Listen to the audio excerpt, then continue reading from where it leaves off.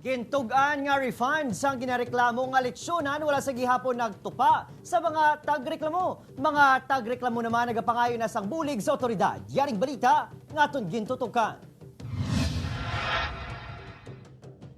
Nagpakigangot si Ls. Jenny Cagronel sa GMA Regional TV agad na reklamo ang wala nagtupa nga refund sang lechonan. Nga ginapasuni nag-scam sa kapin 40 katawo matapos nagtanyag sang lechon package apang wala sang may na-deliver. Nag-ayaw maini nga hindi magpakita sa ila itsura sa kahangawa nga kung makalabot sa tag-iya, posible hindi naging mabalik ang ila ginbayad.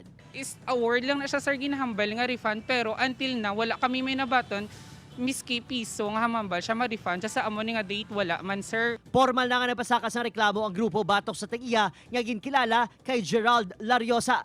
Ginapahayag nga magluwas sa lechon, may investment scheme nga gintanyag si Lariosa sa iya customers. Pila sa mga nabiktima, mga OFW. Siguro sa kay Gerald Lariosa, so kung gusto mo hindi magbutang iyang buhay sa alang-alang, nga hindi ka na mapasakaan kaso so hindi na lang paghulta himo ka na lang tikang paano ma-refundan. Nagpangayo man sang bulig ang grupo sa iban pang ahensya sa gobyerno matapos sa ibaluan nga pisar wala pa na settle ang refund nagtanyag naman sang offer ang lechonan online. Kay hindi man lang lahog-lahog ang ginalinan sang kwarta sir mo ginpangabudlayan nila sir. Sunod sa NOCPPO, makigangot sila sa BCPO kag San Carlos Police kung saan nahamtang ang main branch sang lechonan. Sa post sa Gerald's Lechon, ginpasalig sining full refund sa mga napaslawan nga makuha ang ila order.